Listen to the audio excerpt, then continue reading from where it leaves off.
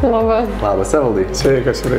Šiandien susitikome pasikalbėti apie naują individualių namų projektą Kaune, Jiesios takas. Truputėlį papasakokite apie pačią projekto idėją, vieta ir kaip tai vietai pritaikėte architektūrą. Tai labai įdomi vieta, iš tikrųjų tai yra Jiesios šlaito kraštas pats ir ta prasme labai graži gamtinė aplinka supanti, tai yra Jiesios kraštovaizdžio draustinis, nepriklausomybės parkas.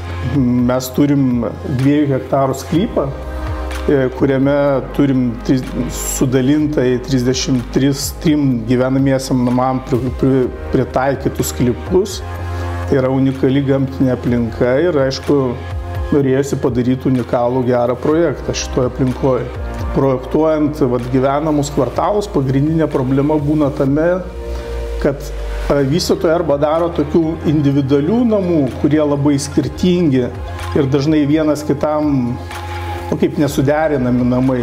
Arba tokie vystosi kvartalai, kurie yra ekonominės klasės, kur architektūrai skiriama mažiau dėmesio ir jie neturi nei išraiškos ir dažnai ir net funkcija pakankamai silpnai sprendžiama, tai kadangi turėjom tokių pavyzdžių blogų, norėjusi atsispirti ir kažkaip padaryti vientisą kvartalą, bet kartu, kad jie būtų namai išskirtiniai ir skirtingi, ar savo medžiaga, ar savo forma. Šiai dienai turime 4 skirtingus namo tipus. Visų namų plotai yra nuo 110 iki 128 beveik kvadratinių metrų ir jie yra visi per 2 aukštus. O kaip nusprendėte būtent kokias medžiagas rinktis?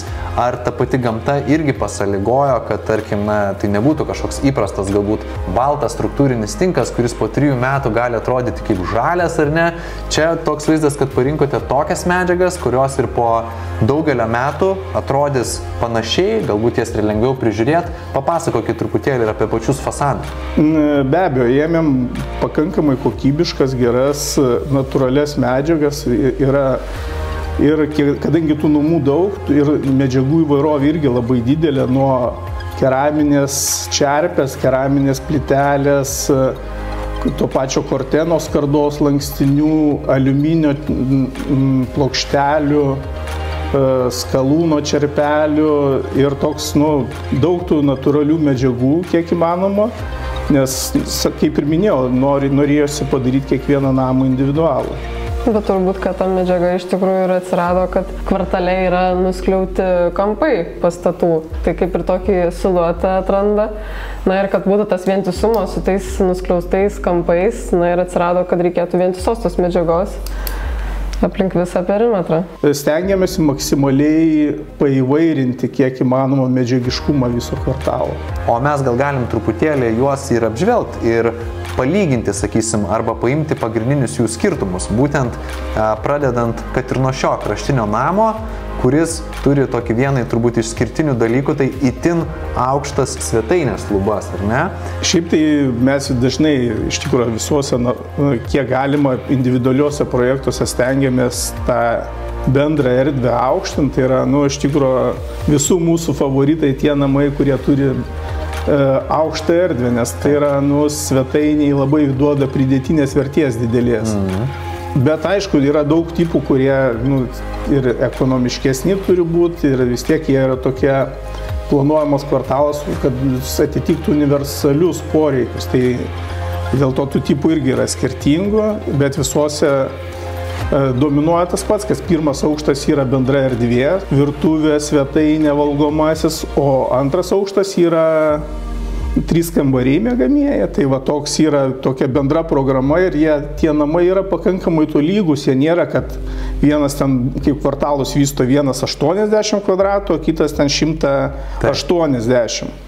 Jie yra visi nuo 110 iki 120 kvadratų ir galbūt net vystytojas galvoja apie tai, kad tai būtų tokia tolygi bendruomenė. Tai iš tiesų kvartale, kaip ir minėjom, yra 4 namų tipai ir pora iš jų yra kvadratinio perimetro. Ir pirmose aukštose yra tos bendrosios laisvos erdvės, gyvenamos, tai svetainė, valgomasis ir virtuvė, kas yra iš tikrųjų kaip galimybė pagal individualius poreikius pritaikyti pagal save. laisvai ir prie tų dviejų tipų taip pat yra ir dar vienas kvadratinis tūris, prie kurio dar dasideda dar vienas tūriukas, iš kurio susideda iš viso stačiakampės formos išplanavimas, bet jisai tūriškai įsilieja į visą kvartalo įvaizdį. Na ir yra dar pora tipų, kur yra stačiakampio perimetro. Jisai irgi taip pat turi tą patį savo principą, kad yra pirmose aukštuose bendrosios erdvės, o antrose miegamieji. Ir taip pat siekiama, jog atlieptų individualių gyventojų poreikius. Šitam projekte užsakovas tikrai skyrė dėmesio labai gerbūviui. Tai šitam projekte be abejo atsirado šaligatviai, atsirado gatvės apšvietimas. Tai yra tokie minimalūs dalykai, bet jie suteikia, aišku, visai kitokią kokybę projektui. Ir turbūt vienas iš pagrindinių akcentų buvo tai, kad dalyje sklypo buvo labai daug esamų brandžių medžių. Tai mūsų toks tikslas buvo juos išsaugoti kiek įmanoma. Ir dėl to buvo net irgi tokių daug sprendimų daryta, kaip papildomų atraminių senučių, kad medį išsaugot, kad neužpilti žemėm. Tai vat, šitam projekte vienas iš tokių iššūkių buvo išsaugoti kiek įmanoma daugiau medžių, nes jų tikrai va šičia yra daug ir jie tokią sukuria irgi pridėtinę vertę. Ir dar tada iš tikrųjų pabaigai norisi apie būtent tos kitus privalumus, kaip energinė klasė, ar ne, turim čia A++ energinę klasę, turime natūralias medžiagas, turime numatytą vėlgi šaldymą, šildymą, vėdinimą iškart dalinėje apdailoje.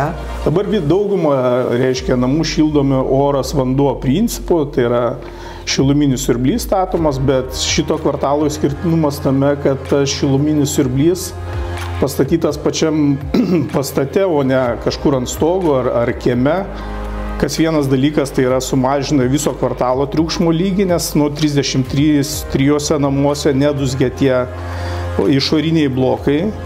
Kitas dalykas, tas pats prietaisas yra irgi pakankamai numatytas unikalus, nes jame telpa 4 funkcijos. Tai yra ir šaldymas, ir šildymas, ir vėdinimas, ir vandens paruošimas. Tai yra, reiškia, mes turim 4 funkcijas, kurios yra vienam įrenginy, kas yra ir, aišku, ir patogu labai naudoti.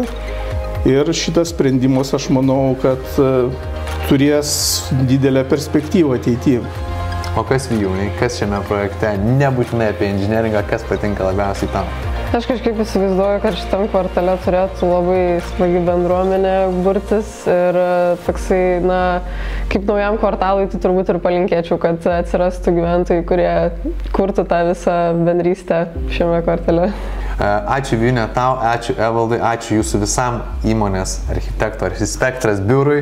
Iš tikrųjų labai džiaugiuosi, kad Kauno mieste atsiranda tokių projektų ir šis jūsų indėlis, aš manau, bus tikrai ilgai jaučiamas čia gyvenančių žmonių, o mūsų žiūrovai, galbūt būsimi ir gyventojai, ir ne, kurie čia kelsis, gali turbūt pas jūs pasikreipti, jeigu jie dar daugiau norės individualumo su interjeru. Aš manau, jūs irgi galite drąsiai jos pakonsultuoti, kaip vieną ar kitą namą iki detalių jaukiai pagal jų skonį įsirengti, ar ne? Be abejo. Tai ačiū Jums. Ačiū Jūrai.